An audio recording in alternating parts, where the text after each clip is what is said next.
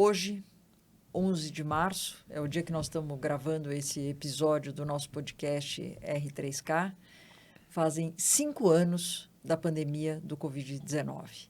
E certamente, se eu perguntar para você ou qualquer pessoa no mundo inteiro onde ela estava nesse dia, quando a OMS oficialmente declara a possibilidade de uma pandemia no mundo inteiro, você deve se lembrar.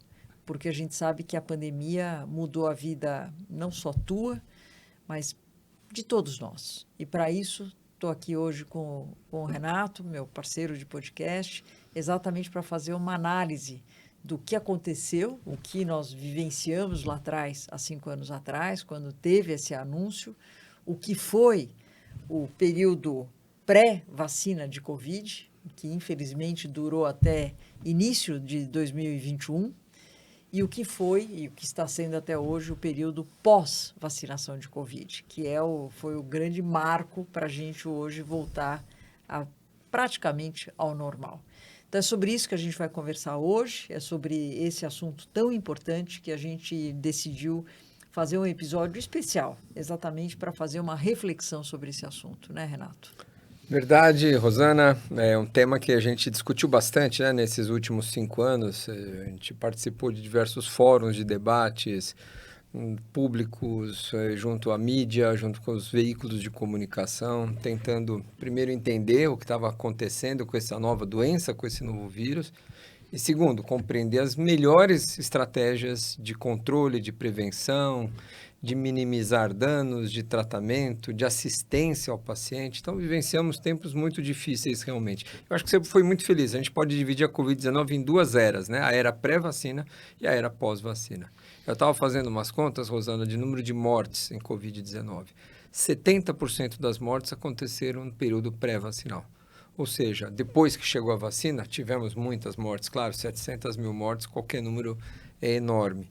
Mas a grande maioria das mortes ocorreram no período onde a gente não dispunha de vacinas. As vacinas foram realmente um divisor de águas e eu acho que ficaram muitas lições, né? Acho que a gente pode, por onde quer que a gente olhe para este legado, para esse tempo da pandemia, sobram lições de crianças que ficaram com atraso por não frequentar escolas, de crianças que perderam a oportunidade de estudar e nunca mais voltaram para a escola, sobram informações sobre insegurança alimentar, que muitos tiveram a privação de alimentos, sequelas das condições pós-Covid, que hoje ainda é uma carga muito grande para muita gente, sequelas econômicas para muita gente que perdeu o emprego, que perdeu sua capacidade, seu negócio, que acabou sendo fechado também. Então, tivemos muitas dores, muitos órfãos, muitos pais, muitos filhos que perderam a chance de se despedir dos seus pais nos hospitais. São histórias dramáticas que a gente precisa lembrar também para procurar corrigir os erros e corrigir os rumos de eventuais pandemias que devem vir, né? Quando eu pelo menos, quando eu volto lá em 2020, nessa data, 11 de março, a gente não tinha a dimensão, quando eu falo a gente, nós como profissionais de saúde, Lógico. mas eu acho que ninguém no mundo tinha a dimensão do que viria daquela vez. Naquele dia 11 de março, o número de mortos no mundo pela Covid era um pouquinho mais de 4 mil. E se a gente for ver que na pior situação brasileira nós batemos o número absurdo de mais de 3 mil mortes por dia no nosso país. Quase 4 mil. É um absurdo. Quer dizer, o que a gente não tinha a menor noção do que vinha pela frente. Eu tive uma reunião, só para te interrompendo, que o Ministério nos chamou exatamente no final de março para fazer uma reunião na sede da Organização Pan-Americana da Saúde com todas as instituições. Eu estava lá. E começou a se falar de lockdown, de fechamento de fronteira. Eu falei, não é possível. Algo, mesmo isso sendo discutível, parecia algo tão improvável, né? E foi o que foi. Não, então, e só para recordar, porque eu acho que é importante a gente falar o que nós vivenciamos naquela época. Eu lembro que eu como profissional da saúde, eu não deixei de sair de casa nenhum dia, porque a gente tinha, muito pelo contrário, a gente saía super apreensivo, inclusive com o momento da volta para casa, porque, né, todo mundo tem família, tem... E eu nunca tinha visto nada semelhante uma cidade como São Paulo como uma Deserta. cidade fantasma. Era uma É coisa isso. que a gente tinha dificuldade, inclusive, para ter acesso à alimentação naquela Exato, época. exato. Então, eu lembro no Emílio Ribas, muitos restaurantes, as pessoas davam como doação para nós, então todo dia chegava alimentação então a gente viu a mobilização que foi naquela época da população inteira que soube fazer a sua parte, no sentido de acreditar que algo muito grave estava acontecendo, de saber que tinha que fazer lockdown, por mais indigesto que seja esse tipo de determinação, mas que foi muito importante. Foi importante para a gente, o que a gente falava na época, lembra? A gente queria desacelerar a curva de crescimento do número de casos. Não que não ia acontecer, porque a gente não tinha vacina, a gente não tinha tratamento e a gente não sabia direito como manejar esses pacientes. Então, que ia ter cada vez mais um número de casos, a gente infelizmente sabia que isso ia acontecer, mas a gente queria o tal do achatar a curva. Lembra disso daí? Lógico. E a gente falava desse achatar a curva, e muita gente discutia que não precisava de lockdown, não precisava como é que vai ser a economia, etc. E foi isso que fez que a gente, pelo menos por um tempo, a gente conseguisse, né, deixar um pouquinho mais para frente. E, em paralelo, enquanto a gente estava sem sair, né, todo dia trabalhando, em paralelo, a ciência incansavelmente acelerando atrás de uma vacina. E é garantindo uma não sobrecarga em hospitais, garantindo leito para muita gente. O desacelerar a curva tinha muito a ver com a qualidade da assistência que podia se prestar a uma população que adoecia com uma velocidade muito grande, né? Você falou da alimentação, eu lembro, eu vou para Osasco, né, 3 vezes por semana. E eu ia até a estrada, porque os caminhoneiros tinham lugar de comer. Eu comia na estrada, entrava na Castelo Branco, ia até o quilômetro 40, parava no lugar que tinha alimentação para poder voltar para trabalhar. Era uma maneira, não tinha ninguém na estrada, né, da gente conseguir se alimentar. Realmente foi muito difícil esse período. E o que chamou bastante atenção também nessa fase, né, Rosana? A gente vivenciou... Havia uma busca muito grande por um medicamento, claro. Queria-se descobrir um medicamento. E no começo, logo nas primeiras meses, pensava-se nos remédios para verme, nos remédios para giardia, nos remédios para escabiose, né, para piolho, anti-inflamatório. Então se pensava em tudo, justificava. Mas logo os estudos foram se acumulando, mostrando que não havia um tratamento precoce, né? E muita gente se aproveitando desses kits Covid, né, que tome isso para você não ficar, o remédio para sarna, o remédio para verme. Quando, na verdade, houve um abuso dessas medicações, inclusive de antibióticos, veja, para vírus, antibióticos que não têm efeito, e o que trouxe também muitas repercussões em resistência para alguns antimicrobianos. A gente sofreu muito em todas essas... A população, na verdade, a gente lutou contra essa desinformação. Acho que esse foi uma outra doença que correu à parte da Covid-19, foi essa onda de desinformação, onde oportunistas, não tem outra palavra para dizer, de plantão, tentando de alguma maneira ter visibilidade, mostrar que existe um tratamento alternativo, quando na verdade não existia. E nós caminhamos muito nesse sentido também. Hoje nós temos alguns medicamentos para idosos que no começo do quadro, ou quando são hospitalizados, ou antes de hospitalizar, que melhora a evolução da doença. Isso veio com muito tempo, né? A gente trabalhou muito nas vacinas, trabalhou muito com o desenvolvimento de medicamentos para a Covid-19. Hoje a gente maneja um doente de Covid-19 muito diferente, com muito mais segurança do que a gente fazia num ambiente muito desconhecido que foi no passado. E toda essa mudança, claro, tem a ver com o conhecimento que a gente adquiriu e ainda falta muito conhecimento, a gente tem que admitir, lógico. Principalmente na Covid longa. Eu acho que o maior desafio hoje da ciência, no sentido de tentar explicar o porquê as pessoas até hoje têm sequelas de Covid, principalmente cognitivas, de falar, olha, a memória não é a mesma, o meu foco, a minha concentração não é a mesma. Tem gente que até hoje não voltou com o olfato, o paladar como era antes. Fadiga, cansaço. Ou seja, tem uma série de coisas da Covid longa que ainda não estão explicadas. Mas o que a gente aprendeu, e as duras penas com esse vírus, é que ele era um vírus sistêmico, ou seja, ele causava transtornos praticamente em qualquer órgão, e a parte científica também, né? Você falou do excesso de informações não verdadeiras, mas tinha muita aquela infodemia. A gente teve uma epidemia de informação. Exato. E chega uma hora que a gente também não conseguia acompanhar, né? A hora que você vê o que teve de publicações nesses anos, era só Covid. E assim, coisas que você não sabia exatamente... primeiro que a gente não tinha tempo de ver o que realmente era bem feito, era de verdade ou o que não era. Foi realmente uma enxurrada de informações, a gente tendo e nós dois tivemos esse papel em relação à mídia, em relação à população, e, Renato, até hoje eu encontro pessoas na rua que me param e agradecem o fato da gente chegar na TV num certo horário e tentar passar, não vou dizer tranquilidade, porque ninguém estava tranquilo naquele momento, mas tentar passar informações que a gente tinha naquele momento, no sentido de poder orientar a população do que fazer e o que estava se caminhando. A parte das vacinas, nós tivemos uma atuação também importante, né?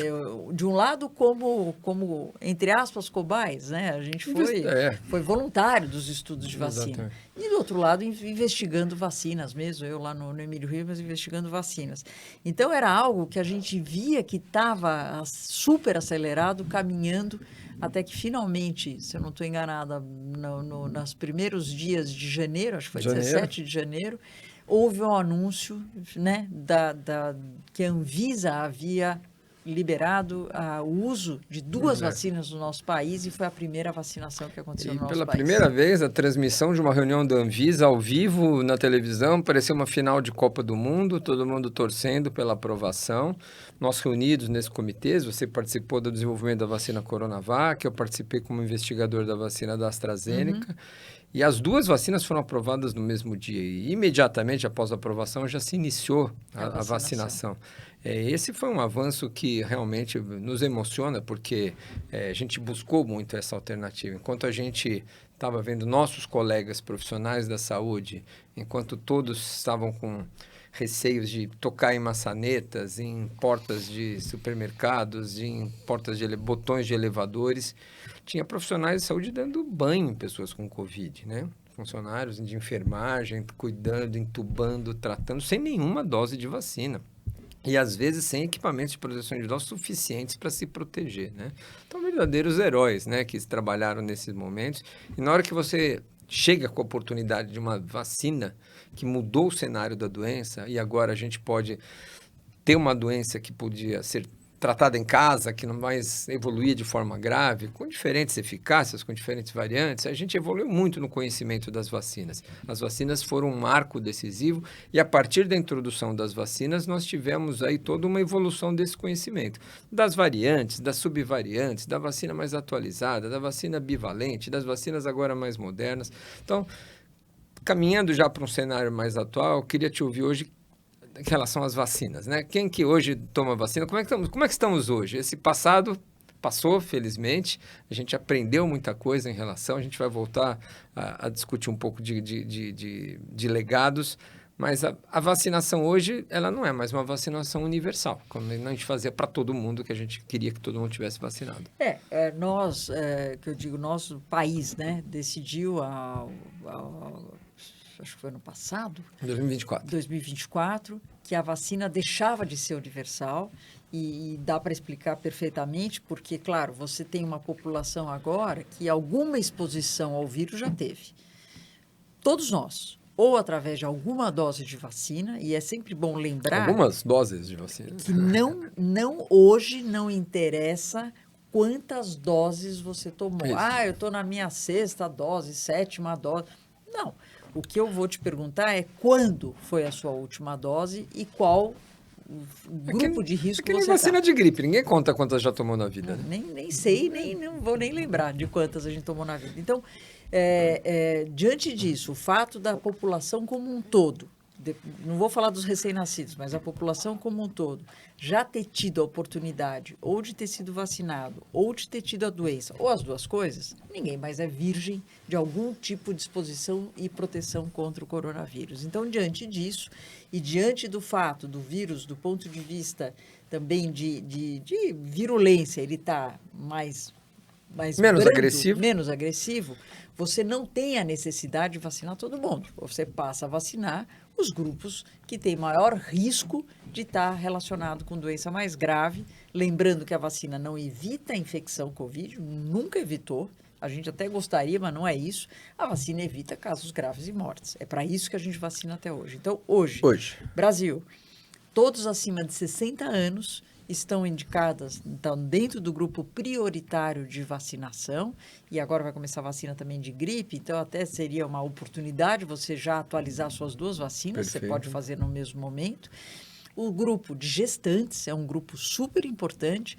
A ideia é, lógico, a proteção da gestante, mas a ideia número 1 é a proteção do recém-nascido. É o único jeito que a gente tem de proteger um recém-nascido contra a Covid hoje, que ele nasce sem anticorpos, sem proteção, é através da vacinação materna, que já tem inúmeros estudos mostrando total segurança, em qualquer fase da gestação, total segurança de você vacinar a gestante. Quem está amamentando também deve ser vacinado no intuito de não ter a doença e passar anticorpos através do leite materno. A população de imunocomprometidos, daí o esquema é um pouquinho diferente, principalmente se eles estão iniciando a vacinação. Então, toda a população de imunocomprometidos ou pessoas que têm alguma doença de base também ainda estão dentro do grupo prioritário. Nós, profissionais da saúde, que fazemos parte aí do grupo prioritário, e as crianças vou deixar para você.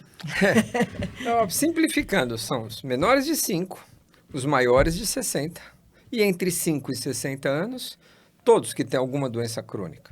Todos, seja ela imunocomprometida ou não, e as grávidas. Eu acho que isso simplifica para quem está nos escutando. Se você tem menos de 5 anos, ou teu filho tem menos de 5 anos, tem mais de 60 anos, e entre 5 e 60 anos, portador de qualquer condição crônica, uma doença, deve tomar vacinação além das gestantes. E as crianças, é importante a gente destacar, você lembra isso, porque as crianças não fazem parte mais de uma campanha que deve fazer, ela deve fazer, a vacinação da criança entrou como parte de rotina no calendário. Então, a criança completa 6 meses, recebe a primeira dose, com 7 meses a segunda dose, e dependendo do fabricante tem a terceira dose ou não, dependendo do tipo de vacina que se utiliza. Como faz qualquer outra vacina. Como febre amarela aos 9 meses, como a vacina de pneumonia, de meningite, a vacina faz parte. Porque aquilo que você explicou, a criança nasceu sem nenhuma experiência imunológica de prevenção para o vírus. É a oportunidade que ela tem de crescer saudável, já se expondo com uma vacina que é segura e que vai proteger. E falando em segurança, né? Esse dado, para mim, é fantástico. Nós temos uma população mundial de 8 bilhões de pessoas. Nós temos mais de 30 bilhões de doses de vacinas Covid distribuídas no mundo. Nós temos, portanto, nos últimos estatísticas, o 90% da população mundial com pelo menos 2 doses de vacinas Covid. Nenhuma outra vacina foi tão experimentada, tão administrada na população mundial como a Covid-19. Então, nós temos uma larga experiência de eficácia, de segurança, conhecemos suas reações e o benefício que elas trazem supera de longe os seus efeitos colaterais, mesmo aqueles raros efeitos colaterais que podem ser mais sérios, uma trombose, uma complicação, a doença é muito mais grave. Então, essa balança de risco-benefício, ou seja, você vai dar uma vacina que, em raríssimos casos, cada 1 milhão de doses aplicadas tem um efeito colateral grave. A doença traz um impacto muito maior. O benefício da vacinação continua superando os seus riscos. Então, as vacinas, hoje, para essas populações que a gente recomenda, elas continuam sendo extremamente seguras. Lembrar que os idosos, né, e os imunocomprometidos tomam 2 vezes por ano. As crianças na rotina, os maiores de 60 tomam 2 doses, imunocomprometidos também, e a grávida em toda a gestação. E também pensando em futuro, é sempre importante a gente manter a vigilância, quando eu falo a gente, o mundo, globalmente, Sim. manter uma vigilância epidemiológica. Claro. Porque o vírus, se tem uma coisa que nós aprendemos nesses 5 anos, é que é um vírus altamente mutável, né? Ele não é o mesmo geneticamente a cada, meses. Ele tem uma pequena variação. Parecido com o da gripe de novo, né? Parecido com o da gripe. Então, com isso, o que acontece? Acontece que ele pode eventualmente, a gente obviamente espera que isso não aconteça, mas pode eventualmente ter alguma modificação maior e voltar a fugir muito da nossa resposta imune que a gente já adquiriu nesses anos todos, esse escape imunológico? A resposta é que sim. Então, é óbvio que a gente precisa manter a vigilância, como o Brasil continua fazendo. Os dados deste ano que a gente estava vendo, em termos de número de casos, claro que agora, próximo ao Carnaval, eu no consultório eu imagino que você também, um aumento importante no número de casos, seja no hospital, seja no consultório, etc. E a gente sabe que, apesar de não ter uma sazonalidade específica, a gente sabe que esta época do ano é sempre... vem as festas de final de ano, vem o Carnaval, a gente tem um aumento do número de casos.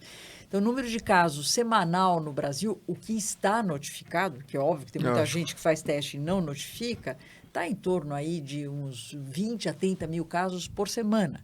E em termos de morte, não é que não está mais morrendo ninguém, nós ainda, infelizmente, temos mortes por Covid e esse número está, óbvio, muito mais baixo, está menos de 100 mortes por semana, mas a gente continua tendo, sim, infelizmente, a repercussão da doença. Fechamos 2024 com mais de 5 mil óbitos, né, por Covid-19. Cerca de 120 mortes por semana em 2024, empatou com a dengue praticamente em termos de óbitos, ou seja, uma doença que está longe de ser negligenciada, uma doença hoje evitável por vacina. Então fica aí já caminhando para o fim para a gente, a dica final, né, Rosana? Acho que a gente... nesse período todo, nós aí vivenciamos um período muito difícil para todos nós. Acho que a população toda sofreu de alguma maneira, né? Os adultos, as crianças, os idosos, os profissionais da saúde. Passou liso. Passou liso. Ninguém não teve uma mudança no emprego, virou home office, teve que reinventar. Eu estava ouvindo a história de uma costureira que passou a fazer máscara e assim vai. Um monte de gente passou a se reinventar para você. Os shows, lembra que a gente assistia pela TV, o pessoal na sacada tocando shows. Música. A gente esquece disso, parece que faz muito tempo atrás. A hora que você vai lembrando todas as mudanças que você teve, né? Muita solidariedade do povo também, muita ajuda. Isso foi muito bacana de desenvolver e para nós eu acho que foi um marco nós termos passado a carreira, né, de médicos, infectologistas, vivenciando uma pandemia. Realmente é uma experiência que marcou muita gente, marcou todos nós, mas a nós em especial. É isso aí. E com isso a gente encerra esse episódio, que é um episódio de lembranças de tudo que nós vivenciamos, mas mais do que lembranças, um alerta daqui para frente. Um alerta de que sabemos que sim, podemos e muito provavelmente vivenciaremos novas pandemias, porque a microbiologia é muito ativa, os vírus são muito ativos, e que fique algum legado no sentido de um aprendizado de que quando a gente precisa viver todo mundo junto com o mesmo objetivo e, lógico, sempre confiando na ciência. Não tem outra solução. Outra solução. É isso aí. Muito obrigado pela atenção de vocês. Siga a gente nas nossas redes sociais, o @Renato Kifuri, @Rosana Richman e, lógico, @R3K Oficial, que é onde você procura, tem vários episódios sobre saúde, sobre temas gerais, sempre com o objetivo de mandar informações bem embasadas e uma comunicação bastante direta. É isso aí. É isso aí. Até a próxima.